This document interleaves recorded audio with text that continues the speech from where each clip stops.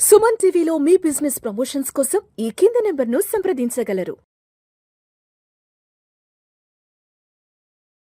నమస్తే అండి. చాలామంది అడుగుతున్నారు, పబ్లిక్ స్పీకింగ్లో అద్భుతంగా మాట్లాడడానికి కావాల్సిన కీ పాయింట్స్ చెప్పగలరా? స్టేజ్ మీద అద్భుతంగా మాట్లాడడానికి ఈ 5 రహస్యాలు తెలిస్తే, ఈ 5 కీలక సూచనలు లేదా టెక్నిక్ మీకు తెలిస్తే అద్భుతంగా మాట్లాడగలుగుతారు.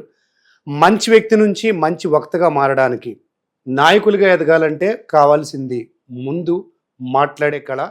ఆ ఉపన్యాసించే కళని అభ్యసించడానికి మనం ఇస్తున్న ఈ సిరీస్ ఆఫ్ ఈ వీడియోలో ఖచ్చితంగా నాకున్న అనుభవంతో నేను చాలామందికి ట్రైన్ చేయడమే కాదు, చాలా సందర్భాల్లో పబ్లిక్ మీటింగ్స్ కానీ, ప్రైవేట్ మీటింగ్స్ కానీ, కంపెనీస్లో కానీ చెప్పడానికి వెళ్ళినప్పుడు నా అనుభవంతో చెప్తున్న ఈ విషయాలు ఖచ్చితంగా మీకు ఉపయోగపడతాయని ఆశిస్తున్నాను. ముందు పబ్లిక్లోకి వెళ్ళగానే లేదా స్టేజ్ మీదకి వెళ్ళగానే చేసే మొట్టమొదటి తప్పు మనం ఏం చేస్తామంటే, కంగారు పడిపోయి లేదా హడావిడిగా మొదలుపెట్టడం. హడావిడిగా అస్సలు ఎక్కడ మొదలుపెట్టొద్దు.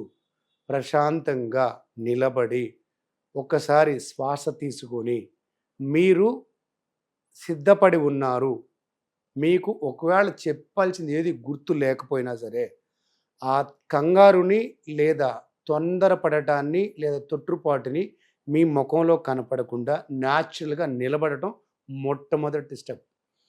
ఆ మొట్టమొదటి చాలామంది ఏం చేస్తారు, హడావుడికి వెళ్ళిపోయి టైం లేదని గడగడికి వెళ్ళిపోయి ఆ ఫోన్ పట్టుకొని, ఆ మైక్ పట్టుకొని అస్సలు ఇవ్వద్దు. Relaxed mind.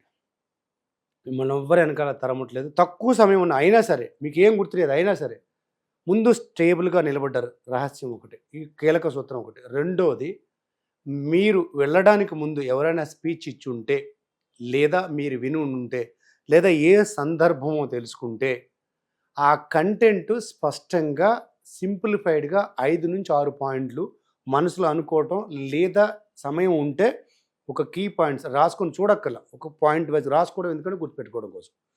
అంటే ఏ పాయింట్తో మొదలెట్టాలి, ఏ పాయింట్తో ఎండ్ చేయాలి, అక్కడ ఆడియన్స్ ఏ టైప్ ఉన్నారు, అది ఎటువంటి ఎగ్జాంపుల్స్ లేదా ఎటువంటి ఏ ఫ్లోలో వెళ్తే వాళ్ళకి కనెక్ట్ అవుతుందో చూసుకొని, దానికి తగ్గట్టుగానే మీరు కంటెంట్ మైండ్లో ఒకసారి మ్యాప్ చేసుకోవడం, సీక్వెన్స్ పెట్టుకోవటం.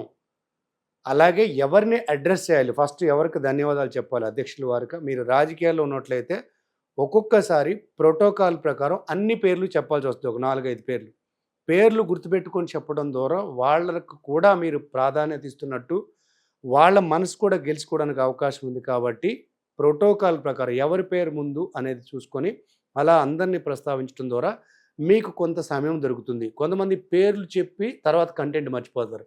అలా చేయొద్దు. ఎలా మొదలెట్టాలి, మొదలెట్టడం అనేది ఫస్ట్ 10-15 సెకండ్స్ చాలా గ్రిప్పింగ్గా ఉండాలి. అంటే ఆకట్టుకునేలా ఉండాలి. మిగతా స్పీచ్ మొత్తం వినేటట్టుగా ఉండాలి.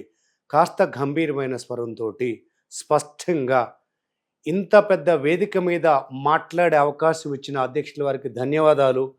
ఇక్కడ మనం మాట్లాడుతున్న అంశం సామాజిక సేవ, దాని ప్రాముఖ్యత. రాజకీయాల్లో వచ్చినప్పుడే మేము సమాజం సేవ చేయాలనే ఉద్దేశంతో వచ్చినట్టే. ఎందుకంటే ఎన్నో రకాల ఇబ్బందులు పడుతూ, ఎంతో సమయాన్ని వెచ్చిస్తూ, అనునిత్యం ప్రజల్లోనే ఉంటూ, ప్రజలకి ఏదో మేలు చేయాలని వచ్చిన ప్రతి రాజకీయ నాయకులు సమాజంలో భాగమే, సామాజిక సేవలో భాగమే. కానీ ఈ వీరు చేస్తున్న ఈ సామాజిక సేవ మరింత అభినందనీయం అని అలా కొంచెం మొదలెడితే వినడానికి కాస్త ఇదేదో బాగుంది అనిపిస్తుంది. అంతేగాని తడబడుతూ వెళుతూనో, ఆ సీక్వెన్స్ లేకపోతే, ముఖ్యంగా ప్రారంభం బాగోకపోతే అది ఖచ్చితంగా ఇబ్బంది అవుతుంది. ఇంకా మూడవది, మీ బాడీ లాంగ్వేజ్. ఎక్కడా కూడా మీ కళ్ళు కానీ, ఈ బాడీ లాంగ్వేజ్లో ముఖ్యంగా 3 అంశాలు మనం చూసుకోవాల్సి వస్తుంది. ఒకటి, మీ ఫేషియల్ ఎక్స్ప్రెషన్, అంటే మీ ముఖ కవళికలు ఎలా ఉన్నాయి.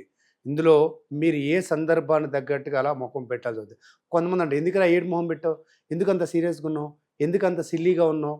మనం వెళుతున్న సందర్భాన్ని బట్టి అక్కడ ఆ భావన ముఖంలో వచ్చేటట్టు ఎక్స్ప్రెషన్స్ కరెక్ట్గా ఉండాలి. లేకపోతే అంటే బాగోదు, బాగుంటుంది కాసేపు కనెక్టివిటీ మిస్ అవుతుంది. అలాగే ఐ కాంటాక్ట్ ఎక్కడ పెట్టాలి చాలామంది తెలియదు. ఇట్లా మైక్ పట్టుకుని అలాగే చూస్తూ చెప్తుంటారు, ముందు వాళ్ళని చూడకపోతాం చేస్తుంటారు.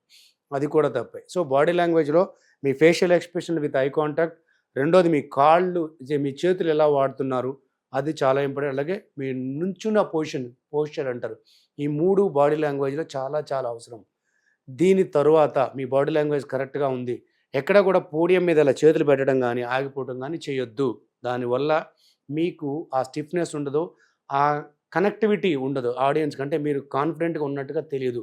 మీరు భయపడుతున్నారా, కాన్ఫిడెంట్‌గా ఉన్నారా లేదని చెప్పేది మీ ముఖమే. కాబట్టి చాలా ఒకవేళ మీకు భయపడుతున్నారు, లోపల విపరీతమైన భయమేస్తుంది, అయినా బయటికి కనపడనివ్వదు. అది చాలా ఆర్ట్ యాక్చువల్‌గా. సో, అది you fake it first and make it. అంటే ధైర్యంగా ఉన్నట్టు నటించు. తర్వాత ధైర్యంగా అయిపోతావు ఆటోమేటిక్‌గా. అది చాలా ఉంటుంది. ఇంకా నాలుగో అంశం మీ వాయిస్ చాలా చాలా చాలా ముఖ్యమైనది. ఎక్కడ ఏ సందర్భానికి ఏ వాయిస్ వాడాలి. ఇక్కడ వాయిస్‌కొచ్చేసరికి గబగబా స్పీడ్‌గా మాట్లాడడం గానీ, లేదా టూ మచ్ స్లోగా వెళ్ళడం గానీ, ఆ ఆ ఆ ఆ సౌండ్స్ పెట్టి చాలామంది తెలియక గుర్తు రానప్పుడు ఏం చేస్తారంటే అదేవిధంగా రిపీటెడ్ వర్డ్స్ వాడుతుంటారు, సాగదీస్తుంటారు. ఇప్పుడున్న జనాలకి అంత ఓపిక లేదు.